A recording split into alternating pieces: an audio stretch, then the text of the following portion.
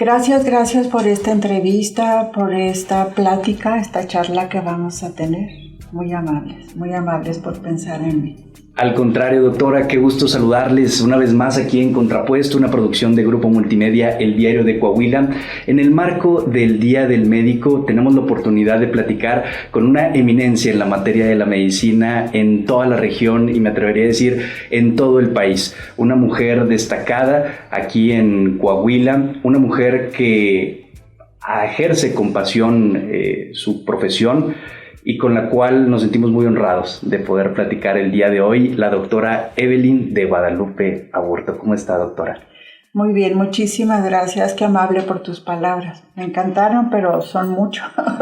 Yo me considero realmente una persona normal que admiro a muchas otras médicas, otros médicos que me han precedido. Entonces, mi pequeño granito de arena que se pone, bueno, puede ser que cuente, ¿verdad? Quiero decirte lo siguiente, fíjate que toda mi familia, la familia Aburto Verduzco, son del norte. Los Verduzcos son de Ciudad Obregón, Sonora, ¿ok? Y los Aburtos son entre Chihuahua y Baja California. Papá nace en San Diego, Baja California, mamá nace en Esperanza, Sonora, un pueblito de una estación cerquita de lo que era Cajeme, que luego se convirtió en Ciudad Obregón, Sonora. De ahí son mis abuelos, de ahí son mis orígenes, y yo creo que somos como 40 primos de parte de los Verduzco. Entonces, mi papá Chalo, un hombre que lo admiro mucho porque desde abajo se hizo agricultor y él se quedó de 12 años muy jovencito, huérfano de padre y de madre, con hermanos más abajito, y salió adelante.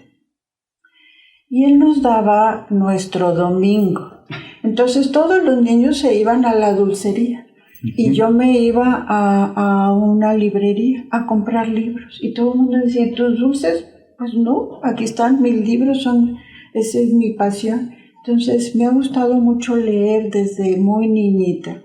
Y creo que fui alguien un poquito diferente, ¿verdad? Porque no me gustaban tanto los juegos, me gustaba observar, contemplar, analizar, pensar, leer. Wow. Y tenía mucho contacto con personas mayores. Todos a las 8 de la noche ya estaban dormidos y yo eran las 10 y estaba en la conversación de los adultos, siendo una niña. Después nos fuimos a México una temporada y aquí llegamos a Saltillo cuando yo tengo 12 años de edad. Yo soy la mayor de 5 hermanos. O de 4 y conmigo 5. Entonces llego y me encantó Saltillo. Me acuerdo que llegamos primero a conocerlo en un ferrocarril que todavía llegaba de la Ciudad de México para acá, en un tren.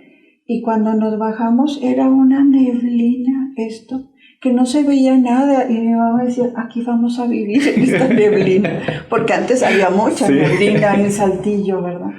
Total que nos encantó el ambiente, la provincia, era muy parecido a lo que es también el norte allá en Sonora, la gente muy agradable, muy amable, y pues nos hicimos saltillenses todos, porque todos llegamos pequeños, ¿verdad?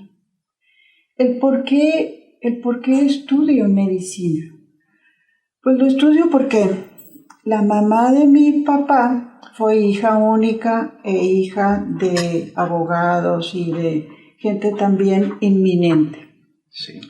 Y entonces ella estudió, entre muchas cosas, taquígrafa, mecanógrafa, inglés, se carteaba con las de la liberación femenina en Washington, curtía pieles, hacía muchas cosas, escribía y además estudió medicina. Pero en el tercer año de medicina conocí a mi abuelo, deja la carrera. Tienen un solo hijo, que es mi papá. Y Cuando mi papá entra a la carrera de medicina ya no tenía mamá porque había fallecido mi abuela Guadalupe, por el cual llevó el nombre. Y entonces pues dice mi papá, yo también voy a estudiar medicina. Se va a Obregón, Sonora, a ver a su papá, que estaba haciendo la presa del Oviachic, ahora la presa Álvaro Obregón, en lo que es el Valle del Yaqui. Se va a visitarlo en ese verano, conoce a mi mamá, se enamora, se casa y deja la carrera de medicina, porque era muy demandante la carrera de medicina, y estudia ingeniero civil o ingeniero topógrafo hidrógrafo. Entonces yo ya era la tercera generación que dije, oye, yo quiero, pero aparte de eso, cuando estudiaba había un cuarto al lado de la oficina de mi papá lleno de libros de mi abuela. Entonces yo terminaba de hacer mis tareas y me iba a leer esos libros, y leo el libro de la historia de Madame Curie. Y me fascinó. Entonces, por esa situación de que iba a ser la tercera generación, que a lo mejor estudiaba medicina, porque admiraba a Marie Curie y el premio Nobel de medicina que descubre, ¿verdad?, lo que es la radiación y todo eso, ese elemento de radioactividad. Digo, pues sí. Además, tercer, porque tuve una maestra, Alba María Teresa Rebonato, que fue la primera licenciada en Coahuila.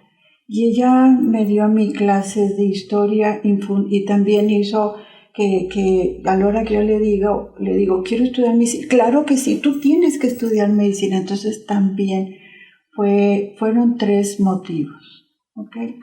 Y eso es lo que cuento cuando en la UDEM voy a la entrevista para que pueda entrar a medicina, a ver si me aceptan. Claro que pagando aceptan, ¿verdad? Pero de todas maneras, se requería la entrevista, y eso está plasmado cuando yo tengo 18 años, ¿verdad? 17 que estoy entrando a la carrera de medicina. Doctora, es una historia sumamente interesante. Veo que la lectura fue algo que la acompañó desde muy pequeña y que le ayudó mucho en su vida personal, pero también ahora en su vida profesional. ¿De dónde cree que viene ese gusto por la lectura o ese hábito que usted generó de su padre, de su madre, de algún familiar? ¿O cómo obtuvo usted este gusto por leer desde pequeñita? Fíjate que en Ciudad Obregón, Sonora, son más bien trabajadores, no tanto lectores. Son gente de mucho empuje. Y no es que les encante leer, pero yo siento que tengo unos genes que vienen de mi abuela Guadalupe, que era una lectora incansable que no conocí porque fallece cuando papá tenía 15, 16 años. Entonces no la conocí, pero la conocí a través de sus libros, ¿ok? Wow. Que ella pintaba en los eritrocitos, pintaba todo lo que era la histología, la embriología, escribía sus clases, ahí están esos libros. Entonces, a la hora que yo veo el trabajo que ella hace estudiando medicina sin haberla acabado, entonces en lugar de grabar como ahora se graba, ¿verdad?, las clases, ella las apuntaba porque era taquígrafa, y luego las pasaba a mano con una letra preciosa y luego pintaba todo lo que era el cuerpo humano, etc. Entonces, eso me impresionó por ese lado. Y la lectura, yo creo que están de veras en los genes de uno, porque mis papás eran personas normales, leían, pero leían lo normal, lo normal. Y yo empiezo a hacer mi biblioteca sola, porque no había una biblioteca en casa, ¿verdad? Entonces, creo yo que es algo que ya está dentro y que fue transmitido a través de nuestros genes, que son muy importantes, muy importantes. Uno a veces no sabe el por qué reacciona así, pero cuando uno investiga su pasado o sus ancestros, que para mí la familia es importantísima, que es nuestra base, ¿verdad?, para poder hacer bien las cosas y ayudar a los demás. Doctora, me estaba platicando Tiene 18 años, fue a la entrevista, comenzó a estudiar medicina. ¿Cómo fue esta etapa? ¿Llegó a clases y fue como usted se lo imaginaba? Porque además de ser una profesión sumamente demandante de ejercer, también lo es de estudiarla, ¿no? Cualquier persona estudia y concluye la carrera de medicina. ¿Cómo fueron esos años de estudiante para usted? Sí, claro que sí. Fíjate que siempre fui una alumna, y disculpa que lo diga, pero así fue, destacada, siempre de 10. Si me sacaba un 9 lloraba, y eso también no está tan bien. Le hablaban a mi mamá, y mi mamá iba, ¿qué pasó? Es que queremos hablar con usted acerca de Evelyn. ¿Qué hizo? No, tiene que hacer algo que esté mal, alguna travesura, algo que esté mal, porque si no sabe o no contesta y no sabe en ese momento, se pone muy nerviosa y triste, y si se saca un 9 es una tragedia, porque eran puros 10. Entonces me enseñaron a decir, oye, tenemos que también fracasar, no importa, no importa. Ok. Me mandan a Estados Unidos a hacer el segundo año de High School a Sophomore, a la Academia Ursulina, y también fue una experiencia muy bonita porque estuve 9 meses allá cerquita de San Luis, Missouri, y eso maduré todavía más, además de la lectura que me daba, madurar fuera de la casa. Cuando entro a la UDEM, a la Facultad de Medicina de la UDEM, fue una experiencia muy padre. Siempre había estado en un colegio de monjas y de niñas, y en esa ocasión se abrió así el espectáculo de, oye, qué padre. Yo pensé que iban a tener como que cierto predilección por los hombres y las mujeres no. Pues no. Nos trataron exactamente igual. Hombres y mujeres allí en la UDEM somos iguales en cuanto a derechos, en cuanto a privilegios y todo, respetando obviamente nuestro ser, nuestro cuerpo, nuestra idiosincrasia. En el primer año, ahí es donde tengo como que una falla. Oye, yo venía de una escuela normal, pues aquí en el Saltillense, que ahora creo que es el Colegio La Paz. Y de repente entra el bloque de química y todos reprobamos. Yo nunca había reprobado y todos reprobamos. Yo me saqué 4. Nunca me había sacado 4, pero los demás se sacaron más bajos que yo. Entonces, así como que digo, oye, creo que se puede fracasar, ¿verdad? Y no pasa nada. Sí. Y no pasa nada. Entonces, ahí fue mi primera reprobada, pero pues todo el grupo, y eran unas matemáticas bien avanzadas, como que nosotros no las conocíamos, ¿verdad? Claro. Pero me encantó porque mis maestros muy dedicados, mis maestros con muchísima pasión y mucho respeto, mucha exigencia sí hacia nosotros, pero me encantó porque se me hizo fácil. Yo creo que por el hábito de la lectura, ¿no? Y del estudio, se me hizo fácil la carrera de medicina, tan es así que me metí al equipo de básquetbol de la UDEM, me metí a lo que viene siendo el teatro de la UDEM, hice teatro. Okay. Mis maestros fueron Sergio García, Horacio Flores, bueno, gente muy de mucho renombre.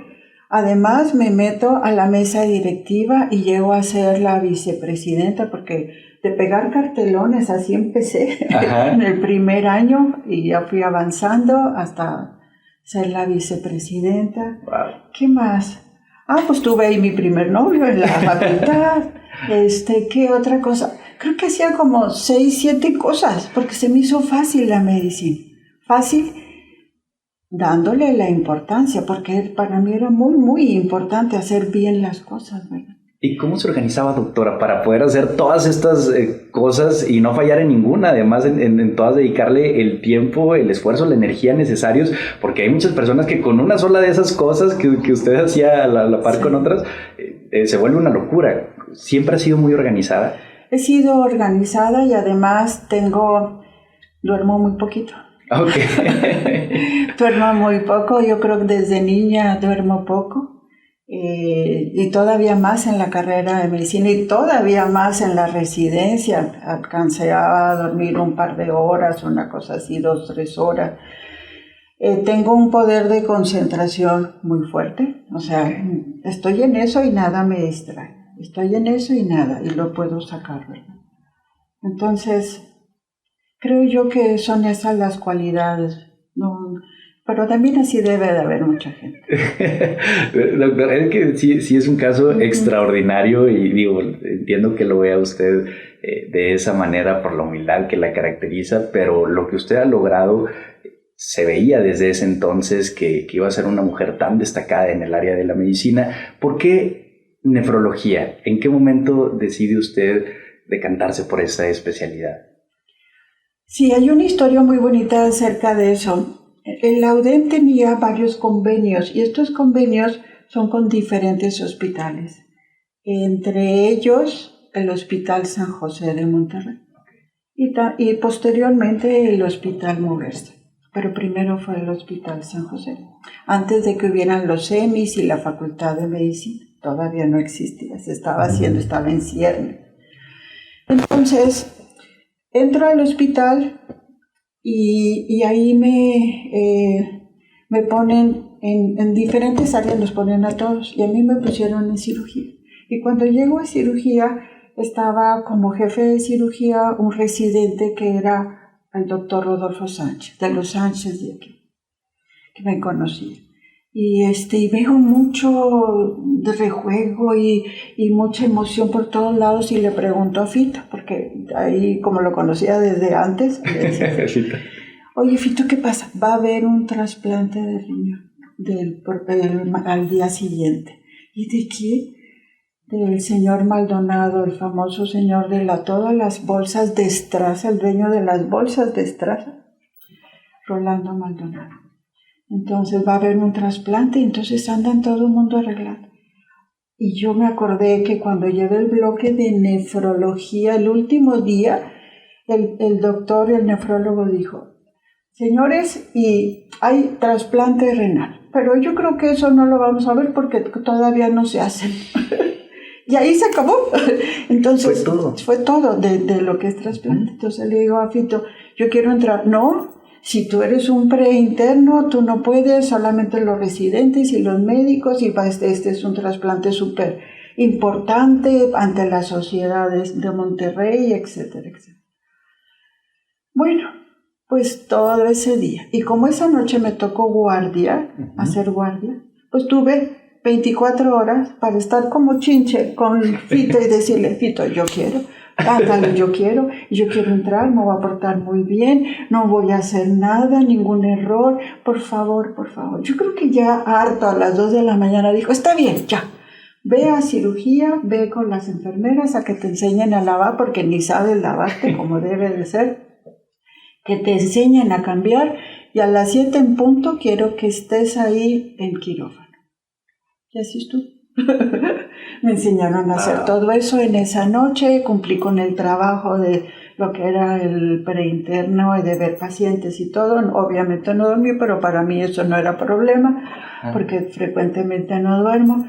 Y entonces a las 7 de la mañana yo ya estaba cambiada todo, con la ropa de quirófano en una esquina ahí, y estaba así con mis manitas para no tocar nada que pueda yo contaminar. Porque antes así era, sí. Hasta el elevador lo esterilizaron, bien. Todo antes así era, ¿verdad? Entonces, ahí estaba, llegan los doctores, unos doctores de veras que mi respeto, súper famosos, súper bien preparados todos en Estados Unidos, que venían de hacer trasplantes y así, y estaban abriendo los programas de trasplante. Entonces me dicen, ¿y tú qué haces? ¿Quién eres? No, pues que yo soy Evelyn Aburto y estoy aquí para ver. ¿Y por qué estás en el rincón? ¿Estás castigada o qué? No, es que aquí me dijo el residente de cirugía que me pusiera para no estorbar, pero yo quiero ver un trasplante. Muy bien, vente. Me pusieron un banco a los pies del paciente, me subieron al banco y me dijeron, tú vas a hacer la Torunda 10. Y yo, ¿y qué es eso? No, pero es un puesto importantísimo. No sé si sepas, la torunda es una especie como de gasa hecha bolita y que tiene una pinza. Ok. Y piden torundas y te dan la pinza con la gasa ahí en el extremo. Entonces tú secas lo que viene siendo la sangre, ¿verdad? Okay. Y haces ahí hemostasia. Entonces, pero eso es como que lo mínimo, por así decirlo. Lo más básico. Entonces dijeron, pues la torunda, Díaz. Entonces yo me subí y ahí estaba y yo decía, qué bárbaro, esto está muy bueno. Y me estuvieron explicando todo. Entonces, esta es la anatomía, tú te la sabes, pues que sí, esta es la inervación, a ver cuál es, y yo la recitaba. Y esta es como es el riñón, a ver qué tiene el riñón, dime, explícanos. Y yo también, y entonces pues muy bien. Y esta es la vena, y esta es la arteria, y esto y el otro, y el uretero, y así y asado, sacan el riñón, lo ponen en una mesa, le quitan toda la sangre, y empieza el riñón de ponerse así rojito, está todo blanco, luego van y ahí va todo el equipo, ¿verdad? A poner el riñón y bueno, y yo con todos ellos. Y todos ellos me acogieron, hace cuenta que les caí súper bien, porque aparte, bueno, sabía, ¿verdad? Sí. Total, para no hacerte largo el cuento, el trasplante fue exitoso. El nefrólogo de que el doctor Rogelio Flores Meléndez, el nefrólogo, haz de cuenta que como que me adoptó y a mí me encantó el nefro por ese motivo, que fue la primera cirugía en la que entré, claro, de observadora, ¿verdad? Todavía no tenía la habilidad y la enseñanza para eso, la habilidad y además, haz de cuenta que me capturó. El paciente evolucionó perfectamente bien, yo lo cuidé a pesar de que no me tocaba, pero yo me volví a quedar y cuidarlo, y está orinando, sí, orinó, qué padre, todo el mundo estaba fascinado. El riñón se puso bien bonito cuando le quitaron los clamps para que entrara la sangre en la circulación, y dije, de aquí soy. Doctora, de aquí soy. Qué historia tan increíble y magnífica, porque llegó a usted, pero también usted lo buscó de cierta forma, porque no se quedó con el no que le dijeron al principio, sino que quiso insistir. Y cómo se despierta esa curiosidad que usted ya tenía desde pequeña, que señalaba que le gustaba ver, analizar, pues aquí volvió a resurgir y dijo, yo quiero ver cómo se realiza ese trasplante, y qué belleza que de ahí se desarrolla ya toda una profesión a través de la cual usted ha ayudado a muchísimas personas en la materia. ¿Alguna vez se imaginó, estando ahí observando, pasando la gasa y viendo cómo se desarrollaba todo ese proceso, que usted sería la doctora que realizaría el primer trasplante de la ciudad de Saltillo? Como tal, no, porque quiero decirte que cuando yo voy a estudiar después del Hospital San José, me encantó. Tan es así que cuando yo termino la carrera, estoy dentro de los 10 primeros lugares y uno puede escoger el lugar a donde hacer su residencia.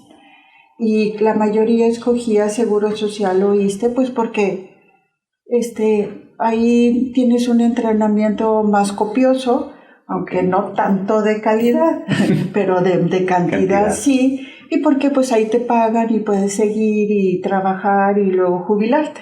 ¿Okay? Pero yo lo deseché mi lugar y se lo di a alguien más y me fui al Hospital San José, donde me había encantado cómo se hacía la medicina de calidad. Aunque no eran muchos los pacientes, pero eran de mucha calidad y mucho trato humano, mucho. Pues porque todos los médicos, pues se le pagaba y todos hacían muy bien las cosas. Claro. Y les exigían. Entonces, esa enseñanza me encantó. Así es que me fui al Hospital San José y ahí hice mi preinternado, mi residencia rotatoria, mi residencia de medicina interna, 3 años. Al casi término de los 3 años, ganó un concurso de una investigación que hicimos, y los dueños de la Galletera Santos iban a dar una beca. Y entonces yo fui el jefe residente de ahí del Hospital San José. Y por ser jefe de residentes, por esa trayectoria, más aparte la beca, más aparte todos los médicos que me conocieron a través de todos esos años, mandaron cartas al Instituto Nacional de Ciencias Médicas y Nutrición Salvador Subirán, para que yo fuera la primera de la UDEM en hacer la subespecialidad, que es nefrología. Entonces,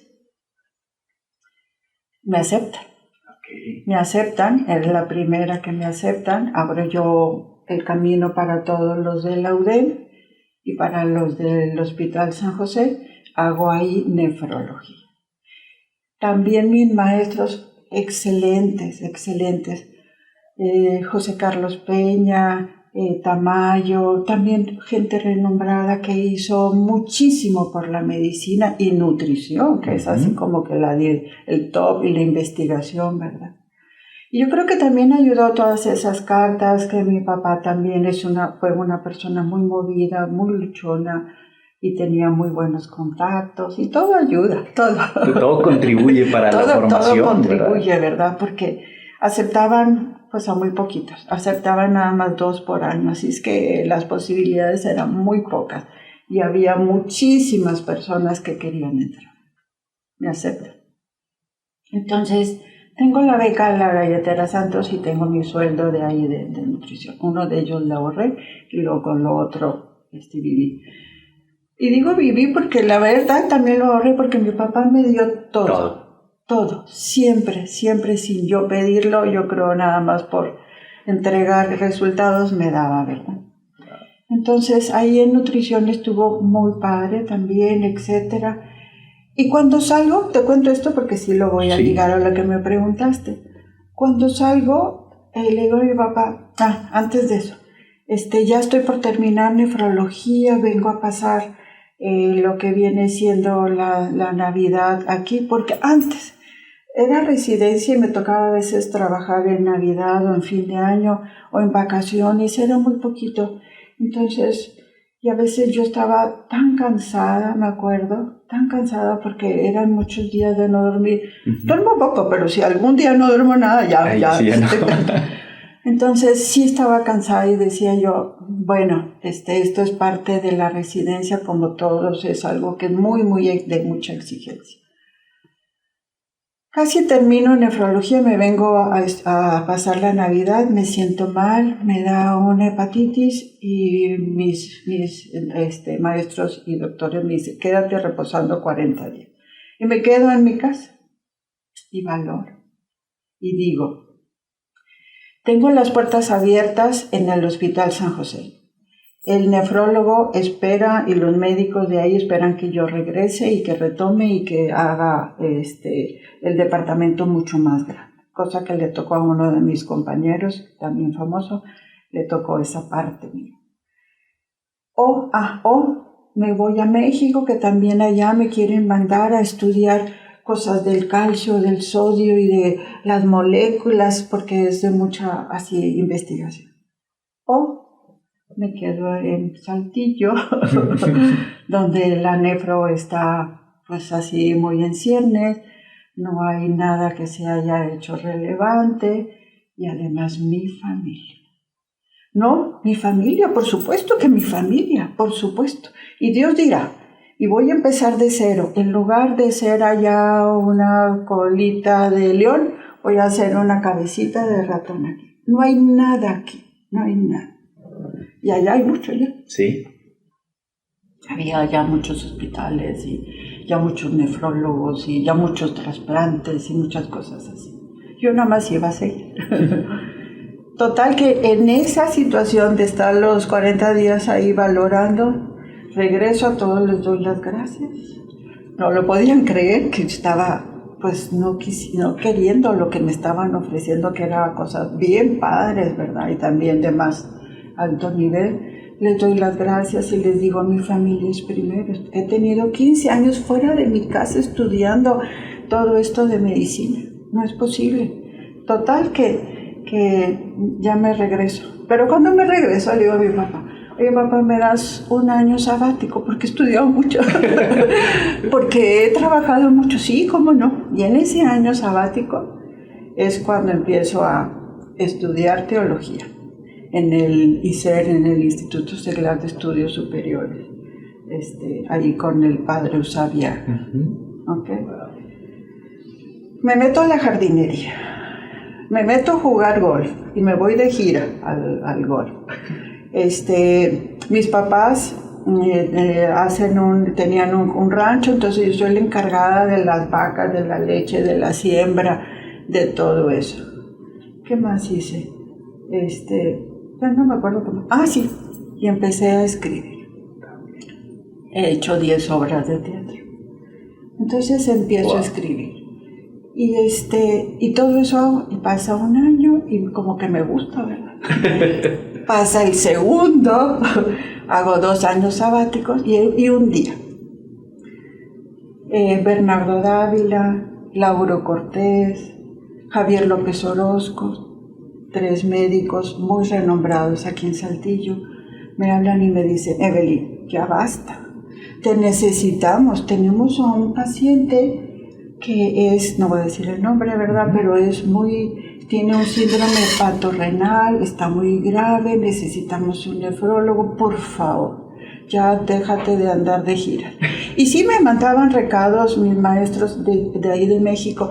¿Y Evelyn dónde anda? ¿Ya está trabajando? No, anda jugando golf en Guadalajara, anda jugando golf en tal parte, anda en un torneo y así, ¿verdad?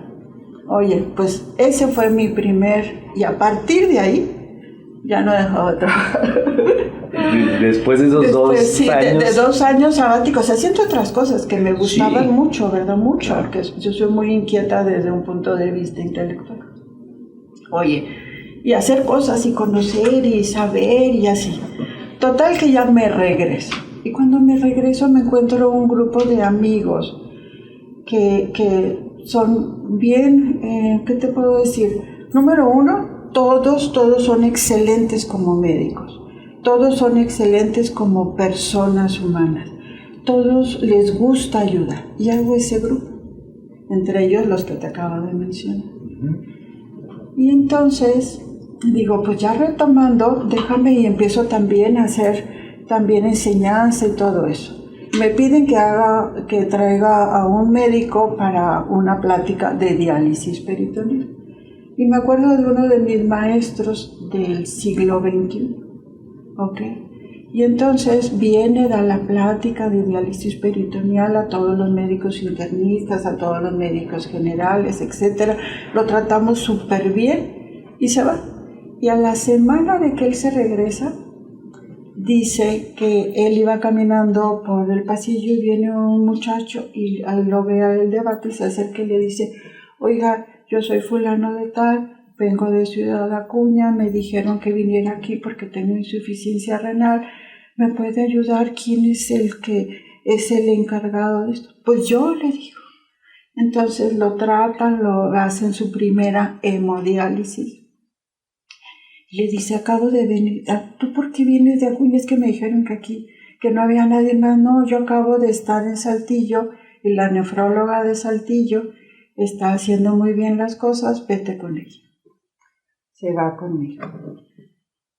Él dice que lo citamos, él vino con toda su familia de Acuña un sábado, porque trabajaba en una empresa maquiladora. Y entonces dice, sin seguro de gastos médicos, sin nada, sin seguro social. Bueno, sí creo que seguro social sí tenía, pero no le daba como para lo que él tenía.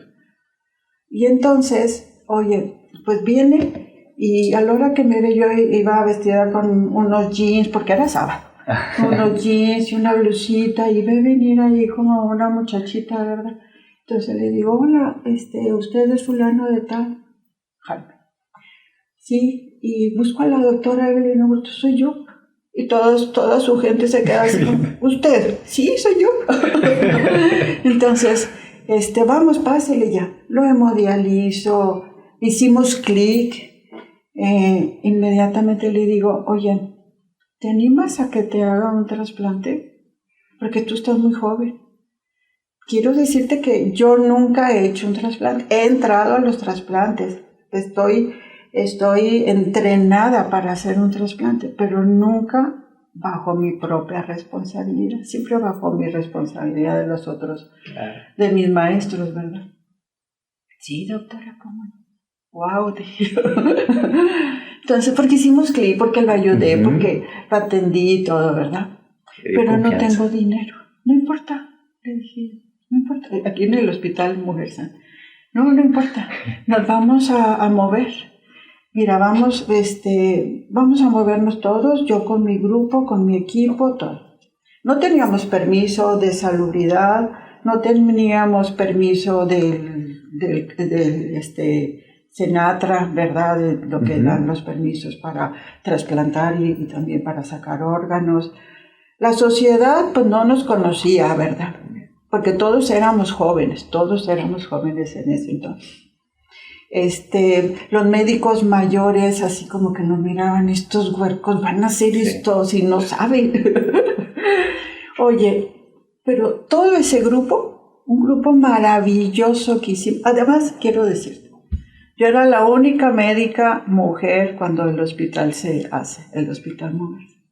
Entonces, todos eran puros médicos y yo.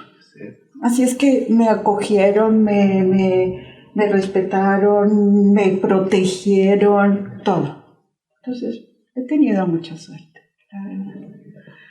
Total que nos empezamos a mover y su gente también boteó allá en Acuña, cuando uno pasaba el puente, boteaba los camiones y les explicaba, fulano de tal quiere un trasplante, por favor, eche $1, eche $1, lo que sea, boteó. Y eso era para poder pagar ciertos insumos que eran ineludibles. Conseguimos que el hospital no nos cobrara, conseguimos que todos los medicamentos de todos los laboratorios y farmacias, gratis, todos los médicos, todos se comprometieron a hacer todo gratis el primer trasplante, el laboratorio también consiguió los insumos. Pues quiero decirte que por 30,000 pesos creo que fue lo que se gastó, ¿okay? Porque había cosas ineludibles. Sí, así es, y eso fue lo que consiguieron ellos en la boteada, así, se hizo el trasplante. ¿Y cómo fue para usted ahí? Padrísimo, cuando llegó el padrísimo. Día? Recuerdo también que todos estábamos súper nerviosos, y él también, y él tenía hipertensión arterial, ¿verdad? Entonces, en ese entonces, pues iba a ir él en ayunas sin el medicamento más que en la noche. Pero para esto todo el hospital se entera y guardamos secrecía porque no queríamos que nadie supiera, porque no sabíamos cómo iba a estar, etc. Pero yo no sé cómo, que don Armando Castilla, ahora la competencia de don Armando Castilla se enteró, yo no sé cómo, y que en la noche viene y me dice, Evelyn, quiero la entrevista y quiero estar ahí. Lo siento, señor, pero es el primer trasplante, no puede estar ahorita nadie. Si quiere, hasta después de que hagamos el trasplante, le concedo una entrevista, etcétera, pero no antes, porque nos puede cebar. Sí, claro. No sabemos, además, mi mente tiene que estar, yo era la coordinadora. Mi mente, así me pusieron, ¿verdad?, entre todos los permisos y todo, cada quien era el cirujano, los cirujanos, en agradecimiento al doctor que me formó y que me adoptó y que fue mi tutor en el Hospital San José, el doctor Rogelio Flores Meléndez, a él lo invito, y también al cirujano mayor lo invito a hacer el primer trasplante en agradecimiento por todo lo que me dieron y me enseñaron.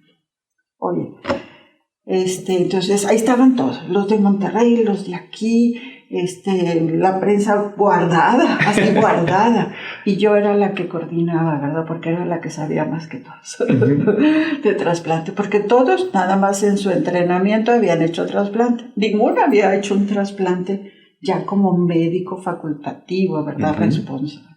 Era un grupo totalmente... No, quiero decirte que esa ha sido otra de las noches que ni dormí, para lo que soy yo de organizada y de que todo me gusta perfecto. Sí. Pues allá andaba, ¿verdad? Bueno, el paciente lo van a pasar ya a cirugía, y por el mismo miedo, el pobrecito, hay hipertensión arterial. Entonces llega con una crisis de hipertensión que a la hora que le toman la presión, oye, que tiene que 180, 120 y que no sé qué, no puede entrar así a cirugía, se suspende la cirugía. No. Y yo, denme 20 minutos, por favor, denme 20 minutos. Voy con él y le digo, Jaime, ¿qué pasó? ¿Qué te pasa? Es que estoy muy nerviosa, doctor, y que no sé qué, que estoy el otro. Oye, hice ahí una terapia que quién sabe cómo me salió, que lo tranquilicé, le hablé dulcemente, lo acaricié, bueno, le hice así piojito, todo, y claro, y le di su medicamento igual, por supuesto, ¿verdad? Porque no, nada más era eso. Y entonces entra. Total que entra a lo que es la cirugía, y son 2 salas, una del receptor y otra del donador. El donador iba a ser su papá, ¿okay? Y él se ofreció y todos los estudios del padre salieron excelentes, salieron bien. Y él me dijo, yo quiero, porque entrevisté a varios hermanos y entre ellos el papá, ¿verdad? No tenía mamá este chico, una persona muy joven, 33 años. Okay. Entonces dijo el papá, yo quiero ser el donador porque yo le di la vida en un principio y quiero volvérsela a dar otra vez a mi hijo. Y sí, resultó él. Wow. Entonces le dio el riñón, la cirugía transcurrió todo como debía de ser, perfectamente bien, en armonía, como todo debía de ser. Era mayo. Era muy cerca del aniversario del hospital, creo que un 14 de mayo. El aniversario fue el 9. No había llovido ese año en todo el año, había una sequía en Saltillo. Y cuando el riñón en la mesa donde se hace todo antes de pasarlo al cuerpo de lo que es el receptor, ahí primero que nada se hace, se limpia el riñón todo y luego ya se pone, se transfunde, se quitan los clamps, que son como unas pinzas. Uh-huh. El riñón se pone muy bonito y todo el mundo ahí viendo a ver qué tal reacciona. Y de repente hay como una especie de uretero que hace una viborita y sale un chisguetito de sangre. Es la primera vez cuando eso sucede que todo el mundo, ¡wow! ¡Ya orinó! ¡Qué padre! Está bien. Estaba funcionando el riñón, ya empiezan a suturar el uretero a la vejiga y yo en ese momento me salgo al pasillo, había una ventana a darle gracias, me emociona, a darle gracias a Dios y que nos ayudó en todo esto, etc. Y empieza a llover. Entonces la orina del primer trasplante aquí en Saltillo y la lluvia de ese año llegaron juntas. ¡Wow! Sí. ¡Wow! ¡Qué historia! Sí. Doctora, Mande. ¿Qué diferencias había y qué permanecía igual entre la doctora Evelyn, que estaba en ese primer trasplante, todavía residente es la palabra correcta? Uh-huh, sí, residente, con el doctor Fito y que le pidió, a la doctora Evelyn, que años después coordinó todo para realizar este primer trasplante? ¿Qué cambió y qué seguía igual en usted? Igual seguía que siempre he querido ayudar a las personas. Soy una persona muy, muy sensible, muy emotiva. Me duele el dolor. Lloro junto con mis pacientes. Sí, fallecen, lloro también con ellos. Claro, lloro así que no me vean. Primero soy como que el pilar, ¿verdad? ¿Y qué cambió? Cambió que tengo la facultad en mis manos, además de ayudar, de cambiar muchas cosas para ellos. Y también el que los puedo conducir hacia la muerte.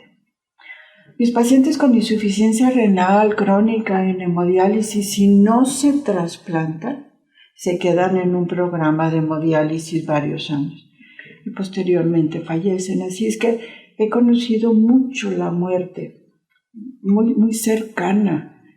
Y eso me conmueve mucho y me sigue conmoviendo, ¿verdad? Y cambió a un agradecimiento por la confianza que puedan tener conmigo, porque depositan su vida en mis manos. Entonces, ese agradecimiento de veras es invaluable, es enorme hacia los demás. Doctora. ¿Me permites un Kleenex, por favor, que sí, tienes claro, ahí detrás, si eres tan amable? Gracias. Sí, y la posibilidad de ayudar y la posibilidad de hacer algo que esté en mis manos, que puede decir uno, sí, pero todo es privado, tu medicina es privada. Es privada porque es una buena medicina. He desechado la posibilidad, y no menosprecio, ¿verdad? Seguro social lo oíste, no. Pero siento que aquí puedo hacer más, aunque no haga mucho. Sí. Puedo hacer más de calidad, siento. Doctora, le agradecemos la apertura de platicarnos todas estas historias, de abrir su corazón y decirnos también la parte que tal vez no es tan agradable de la medicina, porque sabemos que son héroes con bata, heroínas con bata que salvan vidas y que dan una mayor calidad de vida también durante el tiempo que ésta pueda persistir. Pero existe esta otra parte. ¿Cómo no insensibilizarse después de tantos años de tener la muerte tan cerca y de haber visto tantos casos difíciles? ¿Y cómo afronta justamente estos momentos complicados y complejos para que pues, no le lleguen tanto al espíritu y pueda continuar con los otros pacientes que llega a tener? Yo creo que es esa capacidad de adaptación y de concentración que tengo, ¿verdad? Que cambio sí el chip. Eso lo he entrenado a través del tiempo. Sale un paciente y entra otro y cambio, ¿verdad? La estructura para no estar en ese mood, en esa sintonía de un sufrimiento y darle la tranquilidad y la confianza al paciente. Yo creo que es ese entrenamiento, ¿verdad? Que he adquirido. Pero me mueve mucho, ¿verdad? Y también no está que uno llore enfrente de los pacientes. A veces sí, a veces lloramos juntos, pero en otras ocasiones que se requiere fortaleza, lo que hago es hacer fuerte y dar tranquilidad y dar confianza a lo que viene siendo los familiares o el paciente, y luego ya me retiro y lloro. Y sí, he llorado mucho. Luego ya me seco las lágrimas y seguimos. Creo que de mi parte no ha habido esa insensibilidad, siempre ha habido esa sensibilidad, siempre. Y de hecho, soy tan sensible que cuando leo uno de mis primeros libros de Mujercitas de María Luisa Alcott, en donde Beth, una de las 4 chicas, muere, y ahí yo lloro. Luego lo vuelvo a leer como 10, 20, 30 veces el libro y quiero llorar por algo y no quiero que mi familia se dé cuenta que estoy llorando por algo. Cojo el libro y estoy leyendo, estoy llorando, ¿verdad? Eso es una forma de decir, mira, me estoy sanando. Y mi familia, sí, estás leyendo el libro de Mujercita. Pero es una forma de sanarme, ¿verdad? De esa sensibilidad tan intensa que tengo. Doctora, a través de los años y debido a su arduo trabajo, a todo el esfuerzo, la dedicación, determinación que ha tenido y este contacto también cercano con sus pacientes, ha sido acreedora de muchos reconocimientos, tanto en el ámbito médico, ha hecho historia, pero también ha sido reconocida en el aspecto social público, con el libro de Nuestra Gente que el gobierno de Coahuila le hizo con su historia. Más allá de estos reconocimientos, ¿cuál es la mayor satisfacción o las mayores satisfacciones que a usted le da el haber emprendido este camino de la medicina y continuar en él? El que el paciente me diga gracias, el que me diga Dios la bendiga. Eso para mí es lo máximo. Okay. Claro, uno tiene que vivir de algo, ¿verdad? Es obvio y obvio. Pero no va por ahí, porque no busco el dinero, busco eso, el ayudar y el que diga, doctora, muchas gracias, doctora, la quiero, doctora, Dios la bendiga. Eso es lo máximo, por un lado. Por el otro, el que uno pueda sacar adelante al paciente, o el que uno pueda acompañar al paciente hasta su muerte y que le escojan a uno para estar a su lado.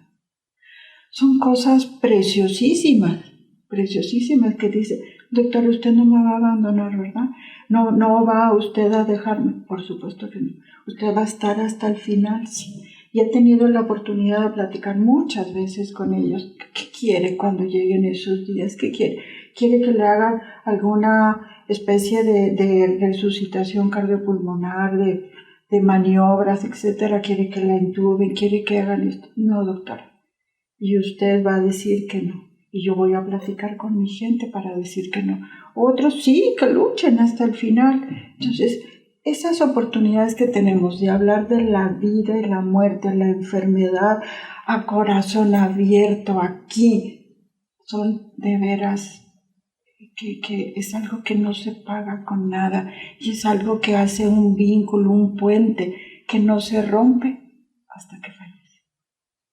Pero si pudiera voltear al pasado, recapitulando toda su historia de vida como profesional, ¿cambiaría algo?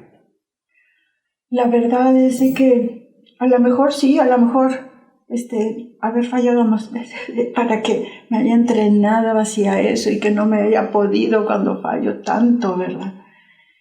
Probablemente eso. Tengo un agradecimiento enorme hacia mi papá, mi mamá, mis hermanos, mi familia. Tuvimos una tragedia muy fuerte cuando yo estaba ahí en el Hospital San José. Mi hermano Ernesto me lleva un año menor. Él estudió piloto aviador en la Fuerza Aérea Militar Mexicana y lo entrenaron para los F-5 que llegaron, F-5 a México, y a él lo entrenan y va él volando en un F-5 que son los jets más rápidos que el sonido y en un entrenamiento allá en Chihuahua, enfrente del presidente Miguel de la Madrid y el secretario de lo que es la milicia, Arévalo Gardoqui, el general Arévalo Gardoqui. Mi hermano, es el líder, mi hermano volaba a la posición 2 y le dieron en ese entrenamiento la posición 5 y a un chico un poco más nuevo le dan esta posición. A la hora que hacen esos giros, baja mucho y mi hermano por no chocar con otro, se baja un poco y está un cerro y se estrella. Entonces eso, para nosotros fue algo que nos movió muchísimo, que quisiera cambiar, que viviera. Doctora. Mi mamá sufrió mucho, mi papá también, todos nosotros. Pero eso hizo que desde el cielo Él nos guiara y Él pudiera algo de lo que era un chico súper también extraordinario y que nos cuidara. Doctora, agradecemos de nueva cuenta el que nos haya permitido estar aquí en su consultorio. Gracias. El poder platicar con usted, el conocer todas estas historias que están detrás de una mujer tan extraordinaria. Gracias. De una médica que ha marcado historia, reitero. Y por último, así como a usted la inspiraron muchas personas, Marie Curie, viendo a su abuela y a muchísimas personas del medio también de la medicina, estoy seguro que hay más de una persona que se inspira en usted, en todo lo que usted ha logrado. ¿Qué consejo le daría a aquellas mujeres y a aquellos hombres que quieren estudiar la carrera de medicina? Que sigan su sueño, que sigan su ideal, que no pierdan de vista un derrotero que ellas hayan tenido, soñado, idealizado, que todas pueden, que nadie es menos, que cada quien es muy valioso y que si tú respetas, eres honrada, eres sincera y pones tu esfuerzo y tu corazón en hacer las cosas, todo se va a realizar, todo, y todo va a estar bien. Doctora Evelyn Aburto, le agradecemos de nueva cuenta, un placer haber podido platicar con usted. De nada, gracias. Y gracias a toda la gente que nos estuvo acompañando aquí a través de Contrapuesto, una producción de Grupo Multimedia, El Diario de Coahuila. Cuídense mucho, nos vemos, nos escuchamos en la próxima.